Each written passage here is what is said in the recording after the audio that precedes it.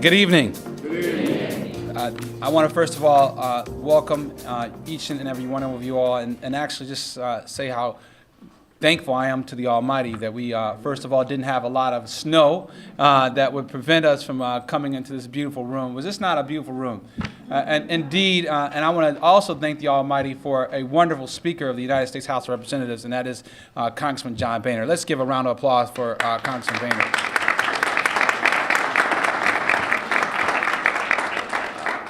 I think that while in D.C. we're used to a lot of partisanship around many issues, but one of the things that I have been pleased to be able to recognize as the executive director for STEM4US is that on issues as it relates to education and innovation, we have had some wonderful cooperation by all of our members of Congress, and indeed that is a real testament to the fact that in this day and age, when we have competitors in India, where our president just left just days ago, and competitors in Indonesia and in China, and even in South America these days, that we cannot afford to be divided on issues related to creating the pipeline that's going to propel our nation's economy forward.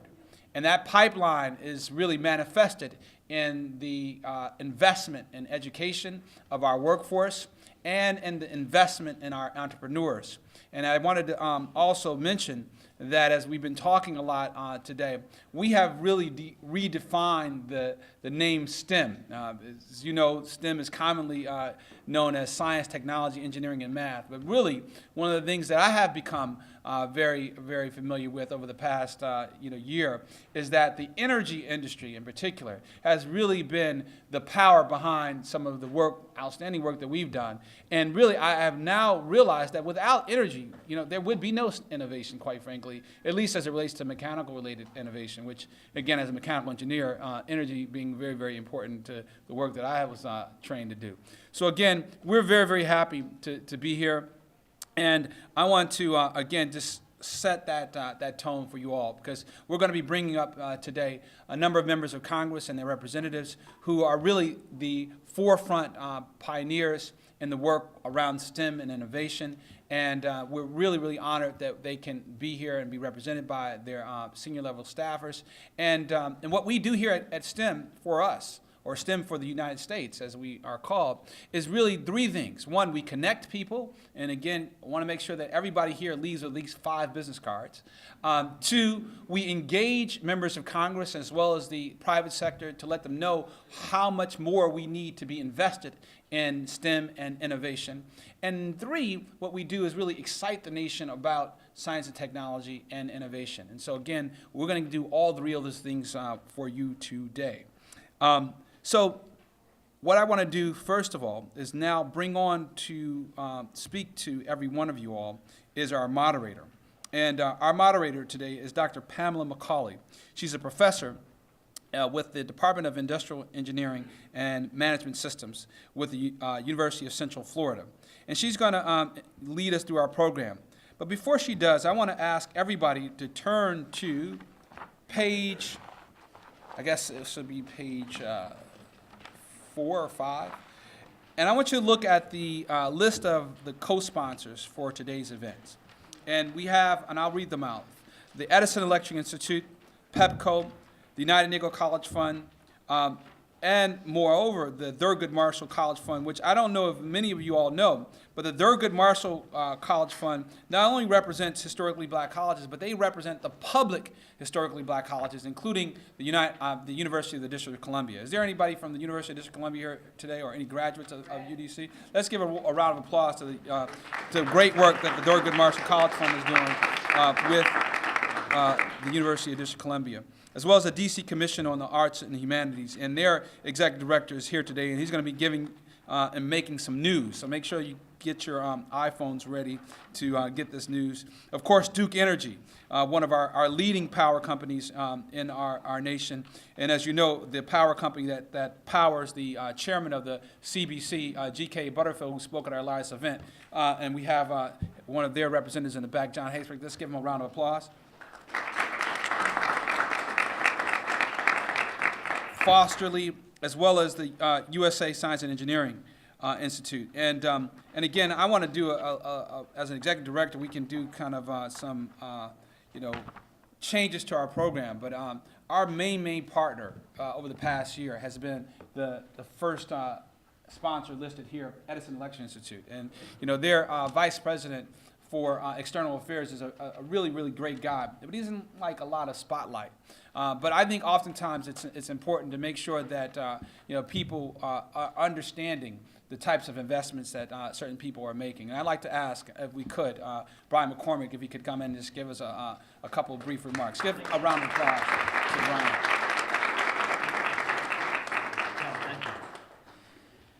Well, the E could also stand for efficiency, so I will. I'll be very brief and Taleb, thank you very much. For folks who haven't had the opportunity to work with Taleb, be prepared. Yeah, this guy shows up with more passion. He'll hunt you down, and he just every hour of the day he's out there, and his cause is on his sleeve, and it's great to work with someone who's so committed and interested in expanding the interest in the STEM field. From a utility perspective, and we mentioned John Haysbert in the back, Duke, and Pepco is also is a proud sponsor of STEM4US. But we think about how we are expanding and continue to grow our workforce, and STEM is extremely important to us. So we're very proud to be here today and sponsor this, and just a fantastic turnout. And I think we really should just thank everyone. You should all give yourselves a round of applause to be here. And just when this is done, it's all about promoting it and keeping the spirit alive and pushing forward on this and reaching out. I mean, there's probably 150 people here at our next event. I'm sure Taylor's going to give us direction to have it be 300 people. So it's not just 5 business cards, but bringing new people into the conversation, and we really appreciate that. So thanks again.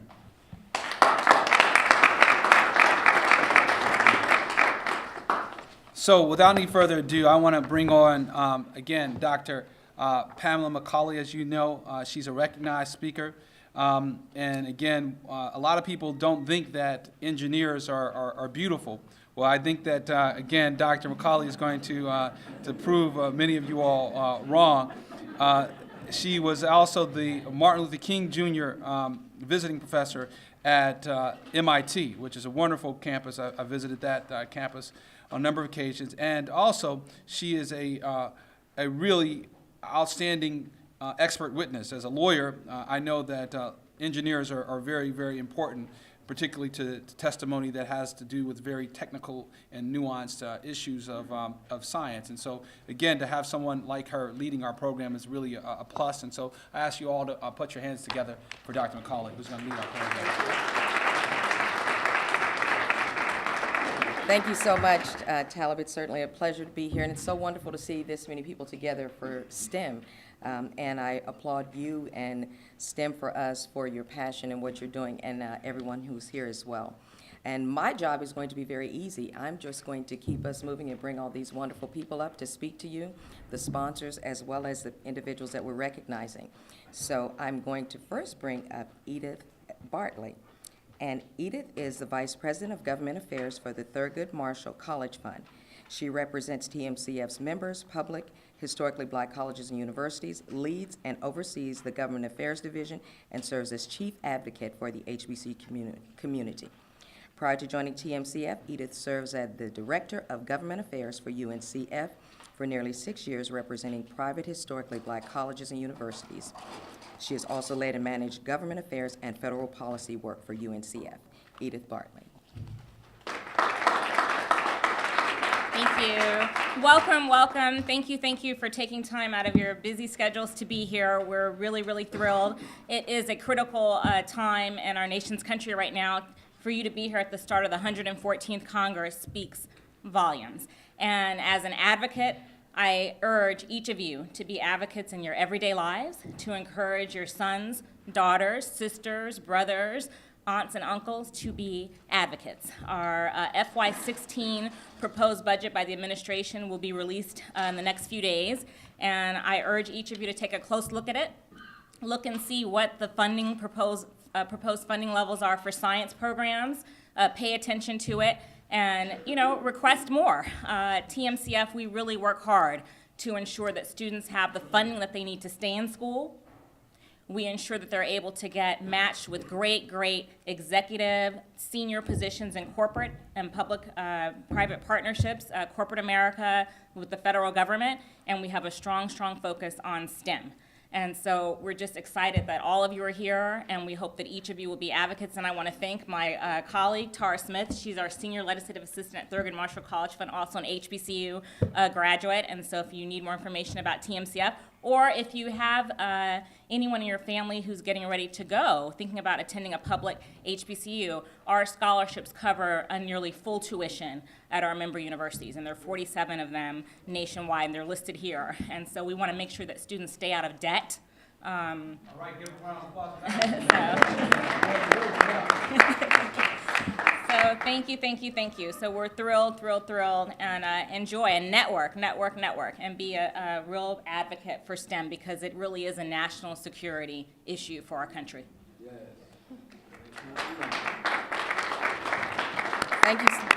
Thank you so much, Ms. Bartley. At this time, I'll introduce Lionel Thomas. He is the Executive Director for the DC Commission on the Arts and Humanities. Can you hear me okay? Okay. A specialist in outreach to diverse communities, Thomas has applied his collaborative approach and innovative concepts that provide project management, marketing strategies, and public engagement planning to the public, private, nonprofit, and international organizations. Mr. Thomas earned a Master of Arts in Organizational Leadership from Lewis University and a Bachelor of Arts in Communications from the University of Pittsburgh. In 2014, he was inducted into the DC Hall of Fame for his contributions to the cultural arts.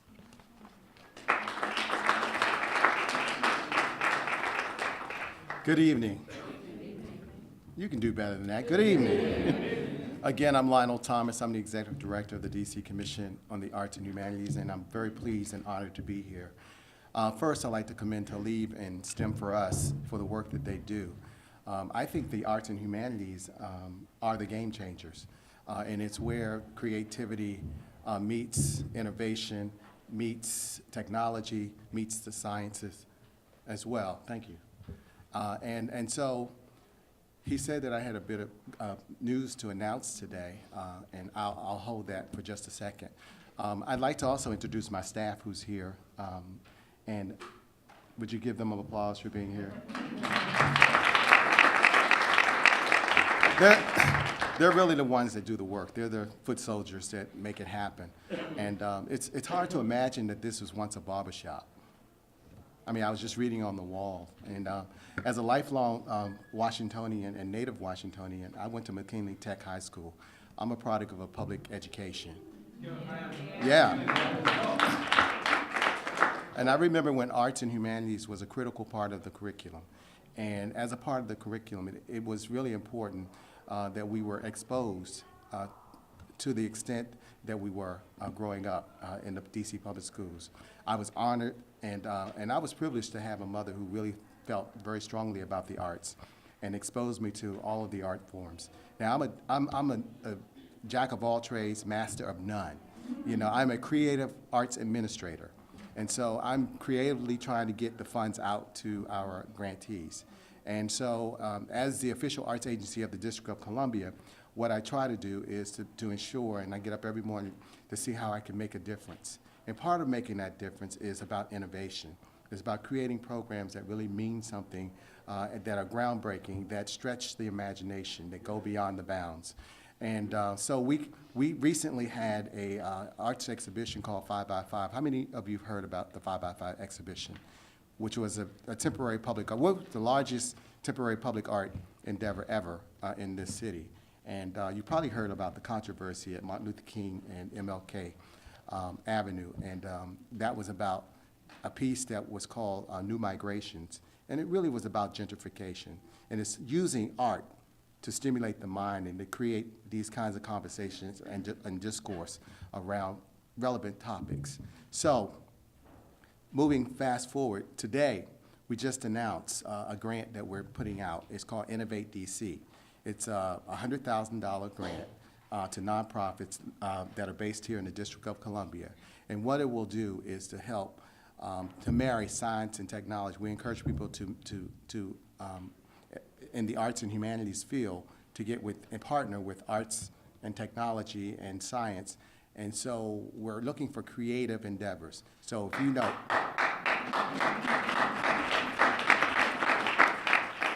know, of anything that might be of interest, I would encourage you to go to our website at dcarts.dc.gov. You can also reach us at 202-724-5613. You know, we really, for a very long time, and a very long, part of this, the history of the Arts Commission, and I've been there for 25 years, believe it or not. And I know I don't look like a Hall of Famer, but one of the things that I really, really have enjoyed, because I originally thought coming out of college that I was going to be an ESPN analyst, you know, and I haven't swayed too far from, sports. You know, I think arts and sports are kind of like a boxing match. You know, you keep getting punched, you go against the ropes, and you keep fighting. And so, that's what I do every day for the arts, and that's why I'm here, because I believe incredibly that the arts and humanities are one of the most important things that we can do as a society to bring us all together. So I commend the efforts of STEM4US. I'd like to make it STEAM for us. We're going to add the art to it, and we're going to push for that. And I encourage you to also to encourage your legislators to include the arts in the discussion. This year, the National Endowment for the Arts is slated for an increase in their appropriation, and that's a happy occurrence. I'm very excited. So thank you for being here. I bring you greetings on behalf of the D.C. Commission on the Arts and Humanities, the D.C. government, and our new mayor, Muriel Bowser. Thank you.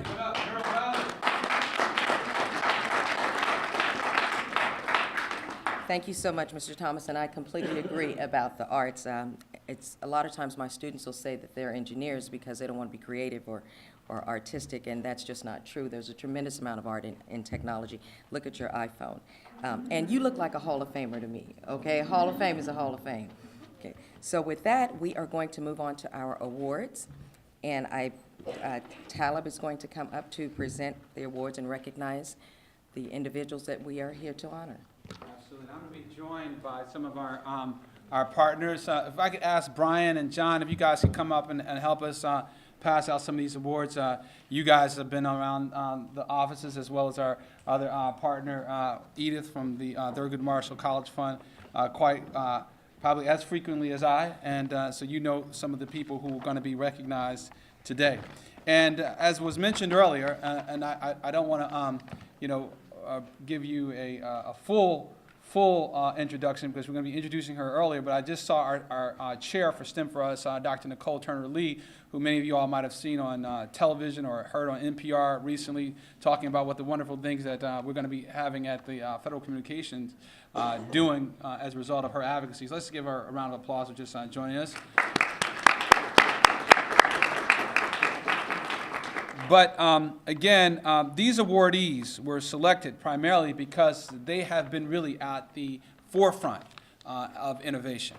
Members of Congress don't just automatically get placed on one of these committees. And they really have to demonstrate a passion for education, a passion for energy, a passion for commerce, and a passion for science and technology. And these are the people who we work with day in and day out to make sure that this nation is, again, once more the great manufacturing leader, the great innovation leader. And again, we are really, really honored that in our presence, we have a member of Congress that I want to have introduced by our esteemed colleague from the Edison Electric Institute. Sorry, I got caught off guard there. So Congressman and I were just visiting earlier, and I think, we got a lot of folks here in the room, and I know we got a long program, and we want to make sure we get to the awards, but very interested in a lot of the issues you have going on, and I know you're very excited about the position you're in now, and so I'll just bring you up Congressman Sablon from the Mariana Islands. Thank you, sir.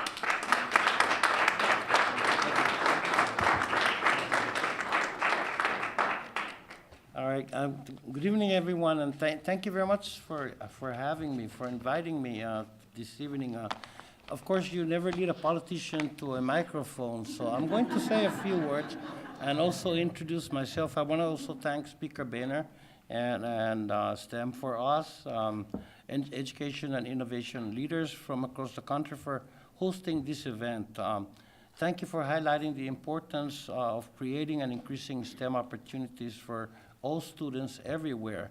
My name is Gregorio Kilili Camacho Sablan, and I represent the people of the Northern Mariana Islands. You could Google that after this event. We're America's smallest territory and newest member of the American political family. I represent 14 islands, 180 square miles, with a little bit over just a little bit over 50,000 people population.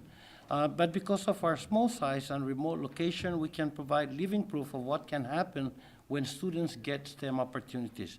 And let me just tell you one story. Let me tell you the story. In 2011, I was contacted by a teacher who had recently started an aviation class at Marianas High School. Actually, it was just a club then. And he had 16 members. They were enthusiastic about learning the science, technology, engineering, and math of flying. But they only had 3 textbooks. And so I reached out to the Pentagon, and we found 40 excess copies of aviation textbook down at Maxwell Air Force Base in Alabama. And we got those textbooks into the hands of those students. The very next year, 2012, students from that class entered the Real World Design Challenge. And now that's a national competition aimed to build interest in STEM. Our students won at regionals, came to Washington for the nationals, and took 8th place. An excellent, fantastic story, actually. But wait, there's really something, there's more. A year later, in 2013, the Aeronauticals Dolphins, that's as they call themselves, won the regionals again, and that's regionals in the Pacific. And they came to Washington with the design for an unmanned aerial vehicle to use in remote search and rescue, and with a business plan to market their design. This time, they took first place. First place against students from private schools and well-funded public schools in Connecticut, Massachusetts, and California. 6 students from a faraway place and with just a few years of experience won a national STEM competition. Now, hey, Hollywood, anybody here from Hollywood listening for a story? Now, how did this happen? Well, they had a very dedicated teacher, John Rollerson, and maybe those textbooks we got from the Air Force helped. But the real lesson here is that we have tremendous untapped potential in this country if we create these opportunities.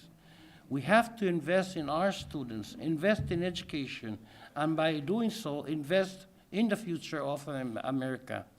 I am on the House Education and Workforce Committee. In the next few weeks, we're going to be working to reauthorize the Elementary and Secondary Education Act. And we will have a simple choice.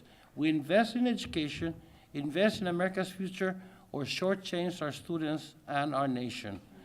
America cannot afford to have schools where 16 students have to share 3 textbooks or beg for books from the Pentagon. So I thank you all for being here, showing your support for investing in STEM and in every aspect of education, because I truly believe, and I know you believe, that if we fail to invest everything we can in our students today, we won't have much of a nation tomorrow. And I also want to thank Halib. Where did he go? Back here, he's hiding. Oh, he's hiding. Halib, because he's finally figured out something that if you need a member of Congress to speak to you where there's a 4 or 5 day weekend, look for a delegate from the Pacific Islands. We're the only ones here. Thank you very much.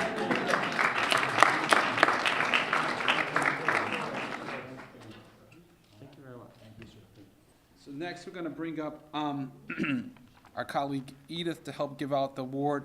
We're going to skip here because I don't think that either Representative for Senator Thune's office is here or Senator Bill Nelson's office. So we're going to go straight down to Lamar Smith's office. I think I think here he is right here. We have representing Congressman Lamar Smith, the chairman of the House Science and Technology Committee. It will be accepted by Cliff Shannon, staff director, but I want to make sure that my colleague Edith comes and actually gives a little bit of a word about her working relationship with the Congressman's office. Well, we want to thank you for being here to represent Chairman Smith. Chairman Smith has been instrumental in ensuring that funding levels for key accounts through numerous appropriation bills maintain their level of funding or actually get increased. And in this climate, that is quite a feat. And so we just want to thank that ongoing support, particularly going into this next 2-year cycle where we know we're all facing more sequestration, possibly, unless another budget deal is cut. And, you know, there are always tough choices for members to make. But again, I just want to reinforce what some of my colleagues have said, that STEM and education, STEAM, we can have the A for art and for agriculture, they go together, but they really are national security issues. And so we just thank Chairman Smith for his thoughtfulness on these issues and his continued engagement and recognition of the importance of our continued support of them and investment. Thank you.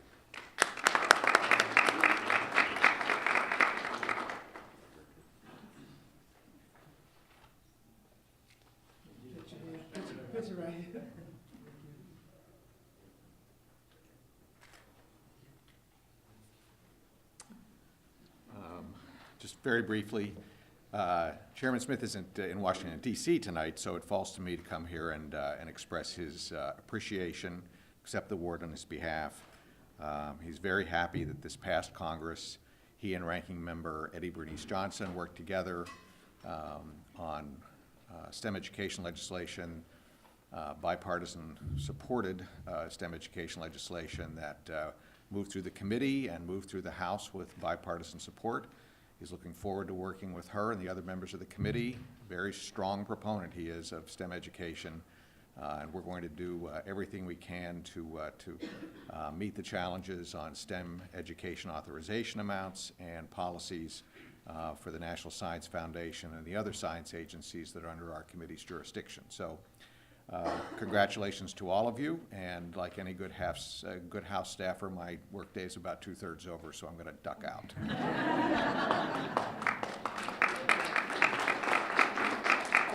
Can we get a picture of presentation?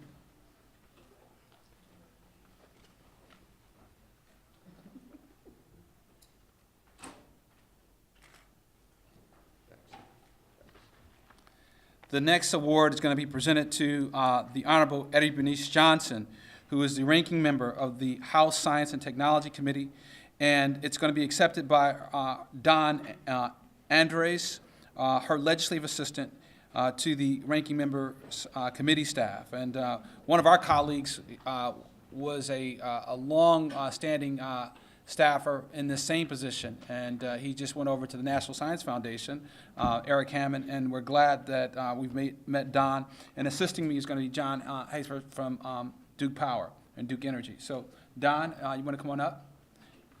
Let's give him a round of applause.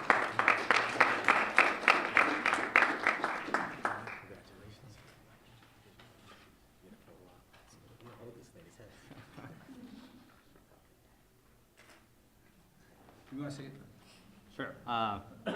While Congresswoman Johnson and the rest of the Democratic members of the House are at their retreat this week at their issues conference, I know that she would want me to extend a thanks to everyone here, the leadership that Talib has shown on STEM4US, the partners. I want to thank OSTP for being here and everyone for being here and their interest in STEM. And so on behalf of the committee and the ranking member, you know that these issues of STEM have been close to her heart. She's been a champion on these issues for many years, dating back to her time in the state legislature in Texas. And so she's glad to be working with everyone, with Chairman Smith, and look forward to our progress to advance STEM education in the 114th.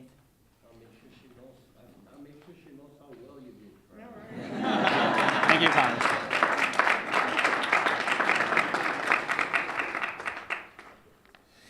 We're going to next bring up and recognize the Honorable John Kline from the great state of Minnesota. And I don't know if anybody's ever been to Minnesota, but it's colder than it is here. But they honestly have 10,000 lakes, right? And I had the great pleasure of visiting there when Congressman Keith Ellison got elected. And it really is a beautiful place. And we're happy that one of the champions of Minnesota, and again, Congressman Saban is leaving, so let's give him a round of applause just to really recognize him for his leadership. Again, we have in Chairman Kline a real fighter and advocate for education and particularly STEM policy. And I have long respected his work, and I really appreciate his staffers, and in particular, the one who's here with us today, who's his Director of Education and Human Resource Policy. And I'm going to ask her to come up and make some remarks, and we're going to have her introduced by Brian. I think it's Brian's turn this time. And we're going to really look forward to having an extended partnership with her and her boss over the upcoming years. So, Brian? Well, actually, Taylor, I don't have my program, so why don't we, who's coming up on behalf of the Congressman? Chairman?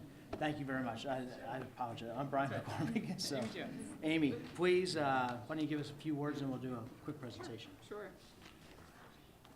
So I'm really pleased to accept this award on the chairman's behalf. He's sorry he can't be here. As we look at education policy, I know Congressman Saban just mentioned that our committee is gearing up to move forward with the reauthorization of the Elementary and Secondary Education Act. That's just one of the many laws under our jurisdiction that are a constant where we're having a constant conversation about STEM and about STEM policies. I think we frequently hear about the importance to STEM, and we certainly understand that and how vital it is for our nation's children moving forward. We want to move policies forward that will help ensure that those dollars are being spent in the best way possible and that the students are really getting the most out of the federal programs. So we're going to continue to do that. We have a very robust agenda. We're starting, as I mentioned, with the Elementary and Secondary Education Act, but also up for reauthorization is the Higher Education Act, the Child Nutrition Act, the Head Start Act, the Career and Technical Education. So we're going to be very busy. I'm sure this is going to be a constant conversation throughout, and we really appreciate the recognition and support. So we look forward to working with all of you as we move forward. Thank you.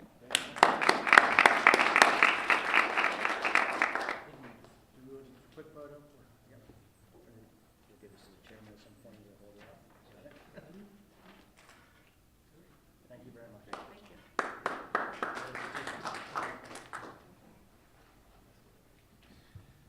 Next, we have, in the Senate side, the Senate Health, Education, Labor, and Pension Committee Ranking Member Patty Murray, accepted by Ais Cancola, the legislative aide with Senator Murray's Education Policy Committee.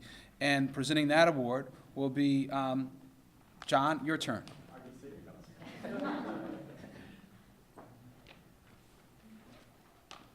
Let's give a round of applause for Senator Patty Murray.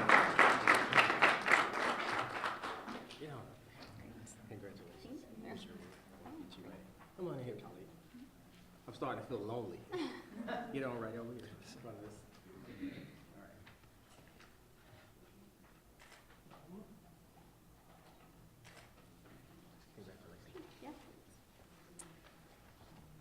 So on behalf of Senator Murray, I would just like to thank you all for the work that you do, and the tireless commitment that you all have to advancing the STEM education fields.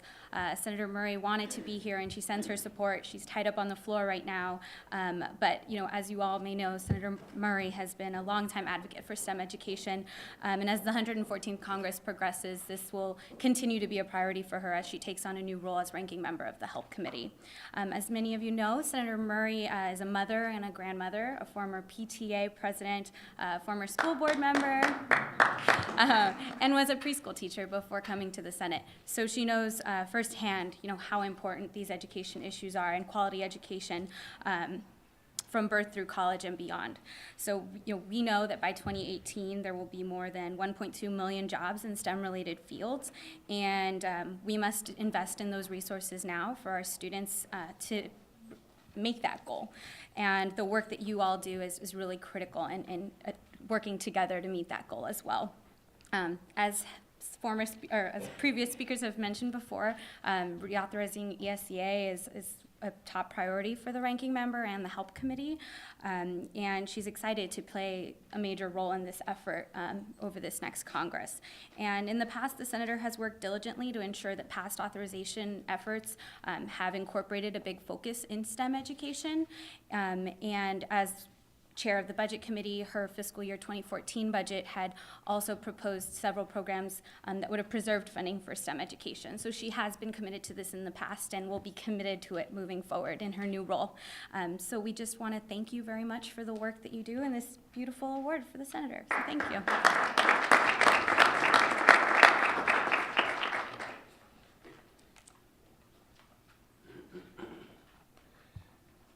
Next, we have from Congressman Bobby Scott.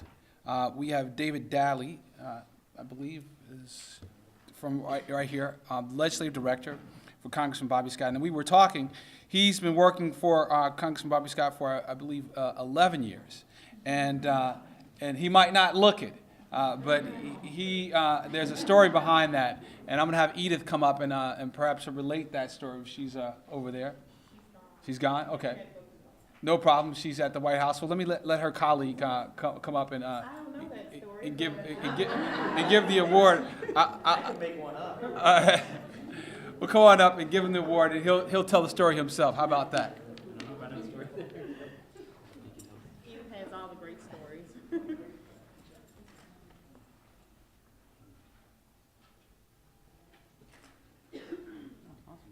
you so much. Yeah, I'll take a word, sure. I never get to And talk. the story is actually, from what I'm told, he started working with the congressman when he was an intern. Oh, okay. And that's the reason why he's been able to say that he's been working with the congressman for so long, 11 years. Thank you very much. Let's give it a round of applause. Thank you. Thank you. The congressman wishes he could be here, like Congresswoman Bernice Johnson's staffer mentioned. The House Democrats are having their annual retreat in Philadelphia, so he's up there for that. But he recently was elected the ranking member of the House Education and Workforce Committee, so he's really excited about his new role on the Ed Committee. He's served on the committee, I believe, entire 22 years he's been in Congress, so he's very excited to work with Chairman Kline, and as Chairman Kline Stafford mentioned, they have a lot of big things to tackle in this Congress, and he's excited to get his hands all over them. And STEM education is huge for him. He represents a district that includes Newport News Shipbuilding, only shipyard in the country that builds nuclear aircraft carriers. Those are made in Southeast Virginia and Newport News, and it's a lot of advanced engineering. They do modeling and simulation, big on science, obviously working on nuclear reactors. NASA Langley is just outside of his district. Jefferson Laboratory, they do advanced nuclear physics type stuff that I don't understand as a poli-sci major. Near and dear to his heart, his mother was a school teacher, his father was a surgeon. He's a lawyer, but he cares very, very deeply about these issues, and he wishes he could be here, and he appreciates everyone coming out and expanding STEM to get more women and minorities in these fields is a big priority for him. And I actually met an engineer and an air traffic controller who were both women this evening. So it's always good to see that. So thank you again. Appreciate it.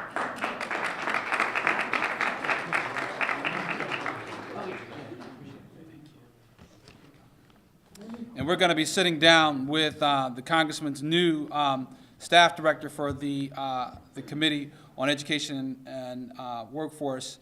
Was one of his former staffers, started off as a fellow in his office, worked her way up to being the top education policy staffer for the committee, and then went over to the White House to serve as an assistant secretary, and is now back on the committee staff as his staff director, and that's Denise Forte. So we're looking forward to have an extended relationship with her.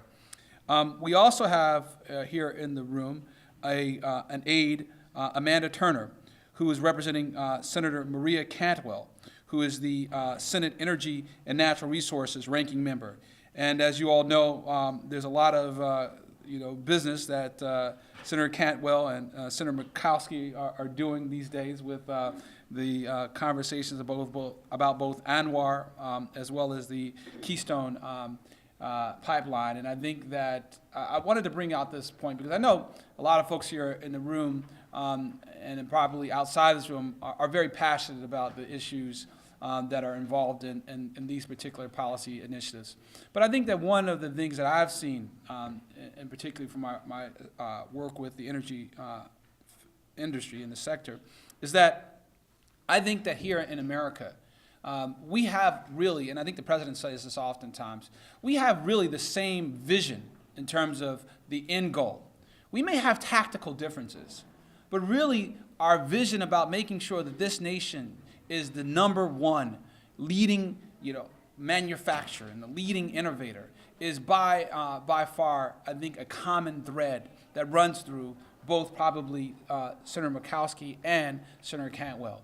And while they may be on different sides of the aisle as it relates to particular initiatives, one of the things that I'm gratified to see is that they work well together to making sure that our nation is the leader in all sectors of the natural resources as well as the energy. So I want to definitely ask us all to give a round of applause to her staffer, Amanda Turner, who's representing, again, Senator Maria Cantwell.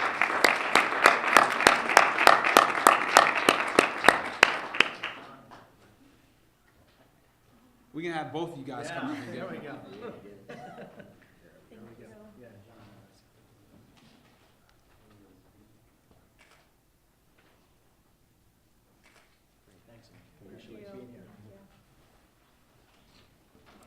Senator Cantwell sends her regrets this evening. She's been a long-time advocate of STEM education, so I'll just say thank you on behalf of the senator.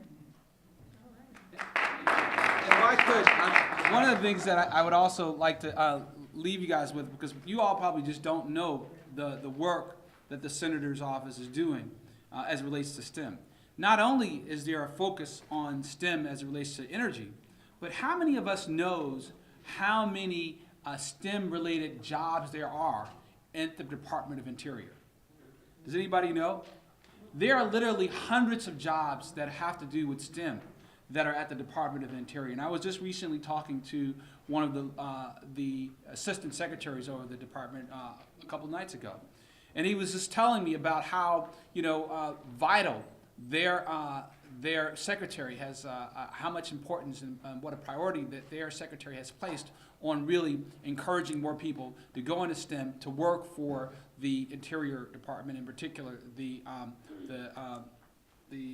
wildlife services that are underneath the Department of Interior. So again, this is just one of the great aspects of working for the senator, and I just wanted to make sure we highlighted it and make sure that she knows that we appreciate her and that we are looking forward to have an extended relationship with both you and the rest of the team. Thank you very much. Let's give her a round of applause.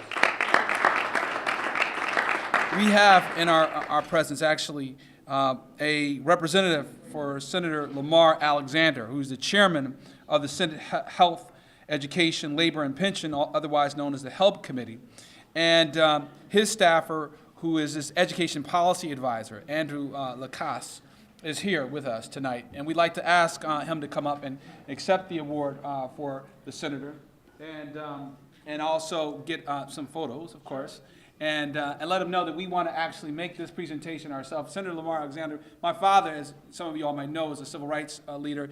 He was in the Student Nonviolent Coordinating Committee. How many people saw Selma? Hopefully we all did. And so he also became a Memphis city councilman and was very familiar with the work of Senator Lamar Alexander. So I'm really gratified that our home state senator was here, represented by his staffer, and is going to make sure we get a chance to maybe present this award to him in person. But without any further ado, let's have some pictures right quick with well, thank you. Our colleague here. Actually, let me give you the award. Sure.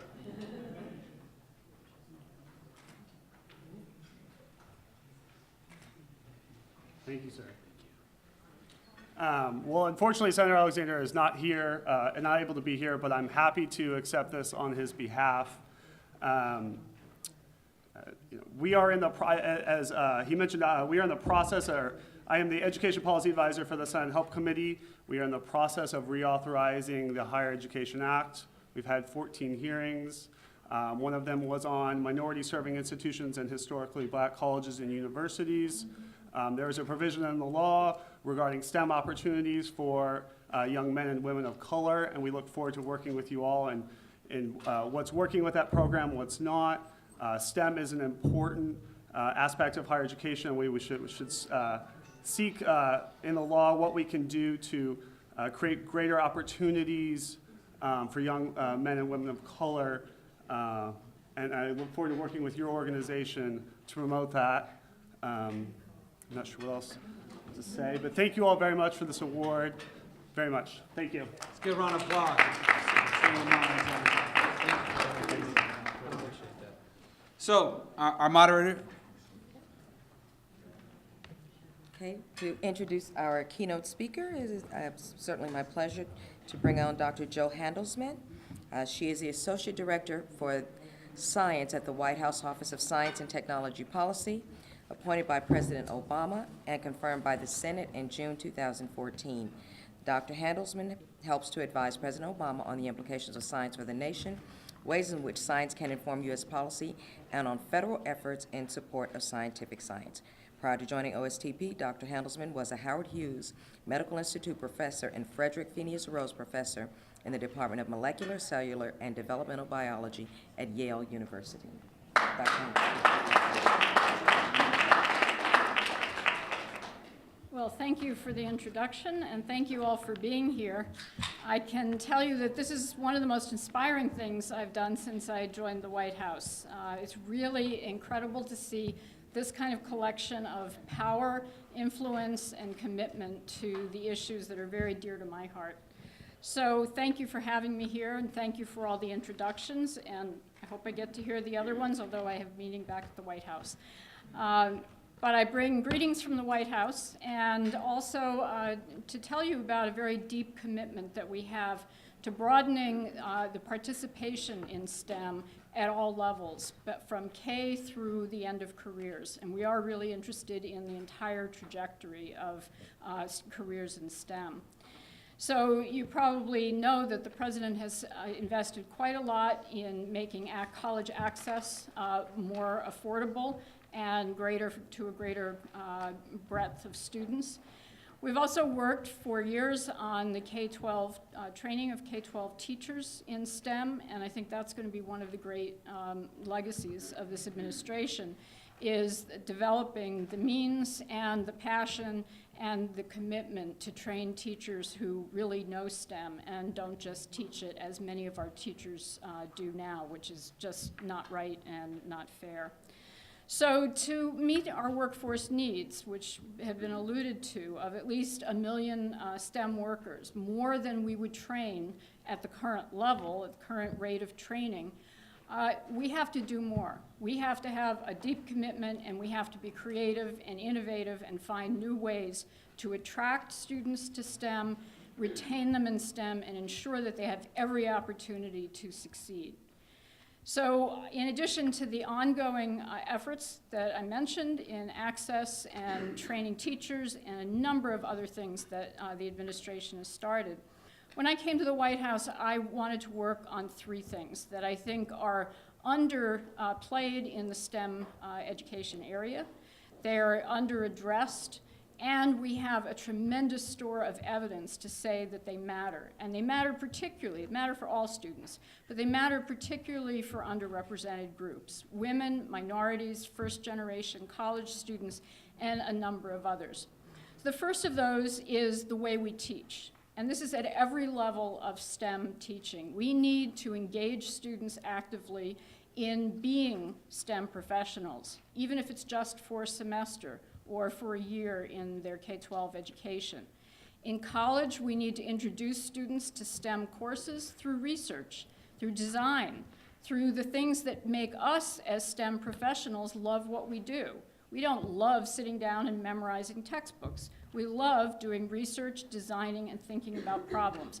And yet we save that part of the STEM career to tell only the seniors, juniors, and seniors who have already chosen STEM as their major.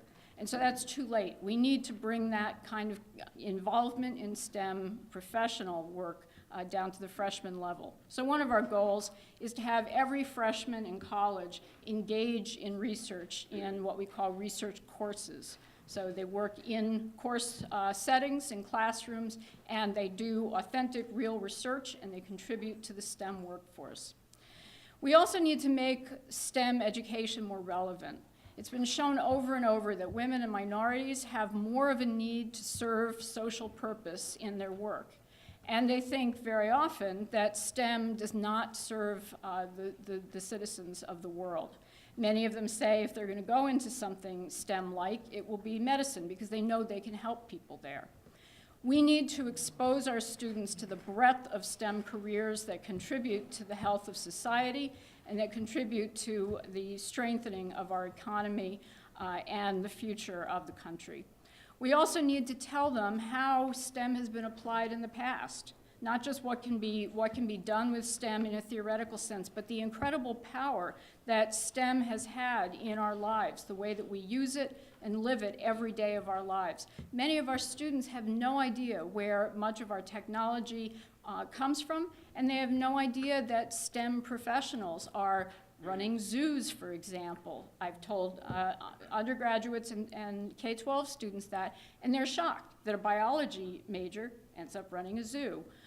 Or doing the many, many things, working in labs, working in offices, working with people, the many things that STEM professionals do. So we need to make them more connected with the applications of the work that we're trying to get them to learn.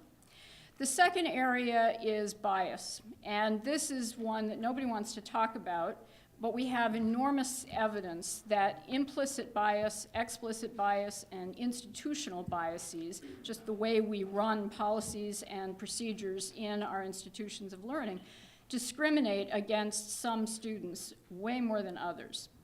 The area of that I'm most concerned about, because I think we've spent many years working on explicit bias, the area I'm most concerned about is implicit bias. Because when you look at the data and the evidence and films of teachers and how they interact with students, they bring so many prejudices, which are not their fault. These are societal prejudices that we all bring. Blacks, whites, women, men, we all bring the same kinds of biases. All we can do is become aware of those biases, and we can make our teachers and STEM professionals who are mentoring the next generation more aware of their own biases. And hopefully, no one wants to apply these biases. Most people are appalled when they realize that they're not being fair as they hope that they would be. And so I think being aware of it is the first step in eliminating that kind of implicit bias from our schools and our colleges and from the STEM workforce. And so that's a big effort that we'll be launching, and I look forward to working with members of this group on that, because I think you probably have lots more ideas than we do about how to affect that. And the final area is, where's Lionel? Lionel's still here, is the image of STEM in the mass media. And that, I think, is one of the things we can fix the most easily if there's the commitment and we reach the right people. So STEM is presented as a nerdy, kind of geeky thing to do. It's mostly white men who do it on television and in movies. That's started to change a little bit, but the numbers are still quite appalling. I think the ratio of engineers in Hollywood films is about 10 to 1 men to women. And it's even worse when you look at other underrepresented groups. So we need to be working with the mass media to make characters who work in STEM.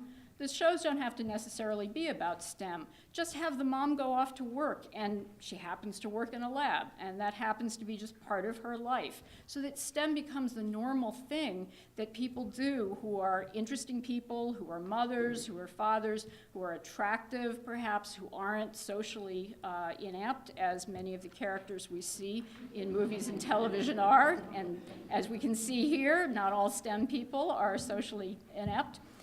And we need to also work on new ways of presenting STEM in a much more factual way also, PBS specials and that kind of thing, that show the breadth of the scientists who do STEM. Many of those specials, Nova and many of the other shows, I think do a magnificent job on the science itself. But they don't send the message to our young people that anyone in this country can become a STEM professional. And we need to show them the models for that and show them it is possible, or there's no reason for them to believe that our invitation is credible. So those are the three areas that I hope you'll be seeing a lot more from the White House on.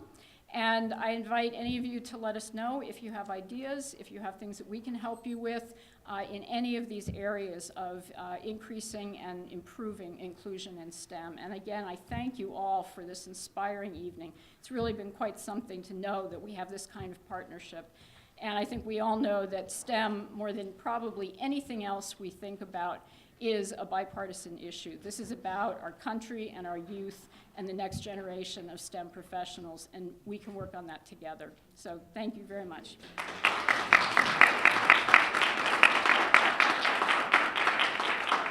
And as our moderator comes up, I want to let Dr. Helsman know that we're going to take you up on that offer. We have two initiatives coming up with STEM4US. One, we are going to be launching the first ever Hack Race-a-thon to come up with innovative solutions to end the 400 years of history of bias in this country. 50 years ago, we passed the Voting Rights Act. We should not have to wait another 50 years before we end and abolish racism and discrimination in our country. Can we get an amen on that one? Amen. So we want to work with you on that. Second of all, we are also, as you all know, you saw how many engineers there were in this room.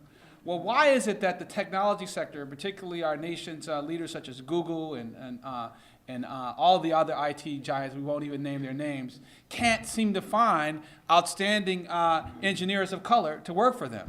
They say that they don't have any capacity.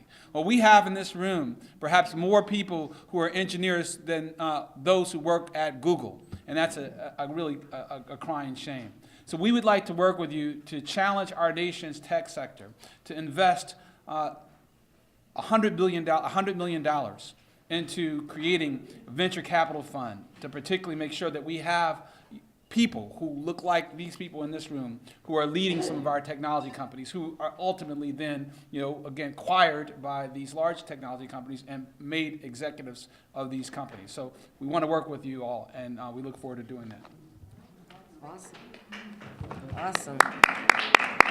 Okay, I am going to be bringing up the chairwoman for closing remarks. It's certainly been my pleasure to be your moderator today, and again, congratulations to Talib and to everyone who's here. I mean, it's wonderful.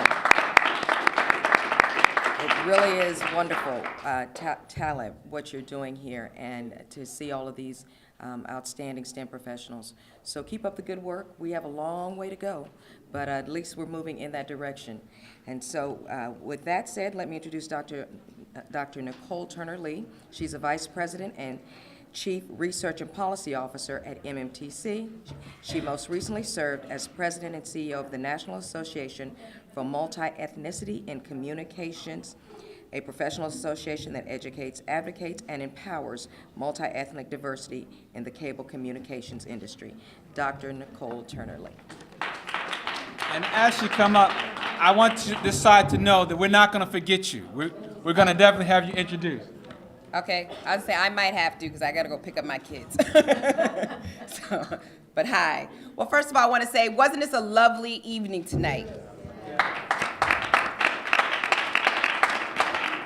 As it was announced, I'm the board chairwoman for this organization, and we consider ourselves to be a startup, right? This is part of a big revolution to change the tide on what it actually looks like to cater and customize the workforce to the changing needs of this economy.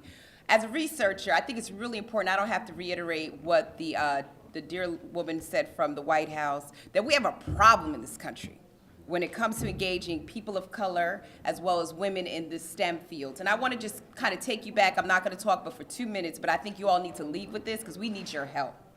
This past month, Intel announced a $300 million commitment to actually fund a campaign to engage more people of color and women in the technology field. I was there. They went Rainbow Push when they actually reiterated that commitment. And I think that that is sort of an investment, and I think the biggest civil rights struggle that we have in this country, which is getting more people of color involved. Prior to that announcement, as Lib already said, tech companies came out and they actually shared the 4% rule. You know what the 4% rule is? Only 4% of their workforce looks like people of color. With those daunting figures, we needed something to happen in this community. I have a son, and the thing that he likes to do the most is game and build robotics. But guess what? If he does all that and he can't get a job, that's a problem. Morgan State University has and graduates the largest number of African American students in STEM fields, but yet they are the least likely to be hired. These are real statistics, my friends. All of the products that people of color and women in this country are consuming, and children, Facebook, Twitter, Instagram, guess what? Turn to your neighbor and say, do you own a trademark or copyright on that? I don't think so. All the engineers in this room do the lovely introductions, and how many of you had to work hard to get to your job? And how many of you are still looking for your job? Come on. All I'm saying to all of you, that's why we're here. When I came to Washington, D.C., working in this area of technology for the last, I won't tell you my age, but for a really long time, because we know each other, he did have black hair when I knew him. So did I. There wasn't a policy initiative anywhere close to Capitol Hill that talked about STEM. None. But today, for many of us who do age ourselves, the typewriting of the past, the manufacturing of the past has been replaced. So now this country has no choice but to find qualified workers. And it's almost like a highway in the town that I grew up. The highway will either come into your town or will pass over your town. And you will be sitting, again, being better consumers than we are producers.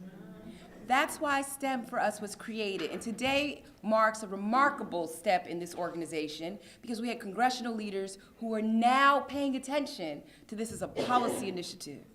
Before there were other organizations coming around this gentleman actually had this vision. That's why I said we're a startup, we're a revolution. We need you all a part of this. Our kids need you to be a part of this. We need to connect, engage, highlight all the historically black colleges in this room. I have a dream that one of those colleges is going to be the next R&D center for STEM technology, just like MIT. That's what I'm trying to send my son and my daughter. And it applies to the young girls, too. We got to teach them that it's okay to build Lego blocks and to have a keen understanding. I mean, I have a daughter right now, she's 8. All she wants to do is game. I told her, baby, and I said this before, so some of you have heard me, instead of playing the game, learn how to make the game. Come on. So, with that, the information you have, this is who we are. This is what we're about. We are so happy that many of you came out, took your time to stay with us, even at this late hour. We ask that you continue to come back. We have tons of events in terms of power lunches here on the Hill, events that are outside of the Hill. You know, what's so great about this, we got a DC connection from all of you like myself who come from other places. Be a part of this conversation. There are more of us out there that care about the future of this country, that care about the future of our communities and our neighborhoods and our families. So I would recommend to you, follow the website, stay involved as we write policymakers to actually get them to come to our events. I'm so proud by the representation that we had here today in this very building. Let this be the new 21st century Selma March as we try to figure out ways to get more people involved. Apple just made a whole lot of money after a whole lot of people like you that just sat in a long line to buy the next generation of the phone. And guess what? You're going to be back. Like my friend David John says at the White House, teach the babies how to do it, so that we can actually change the nature of wealth inequality in our communities and also make sure that we're part of this transformative power of broadband. That's what I do every day. So I'm proud to stand here as board chairwoman. I want to thank you all for coming. I want to say thank you to our wonderful staff that put this together.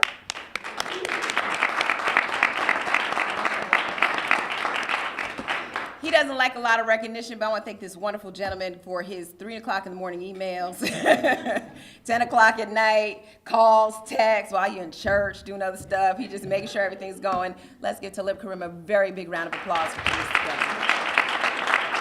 Our lovely moderator, thank you for doing this. Our speakers, Those of you that are still in the room as honorees, there's food left. Please use it as a time to mingle. Now, folks on this side of the room, again, if you want to introduce yourself, it's okay, but I'm the only one paying the after-hour charges on childcare right now, so I got to step out. But I would like to say, for those of you that want to follow the work we do at MMTC, you can follow me on Twitter at Dr. Turner Lee and mmtconline.org. But we're in this as an organization. We're partners to this organization. If your organization has a partner, and I know NSBE's a partner with us, join on. Other board members that are in the room, raise your hand. The other board members? All right, I'm representing for all us. Thank you very much, everybody. Have a good night, okay?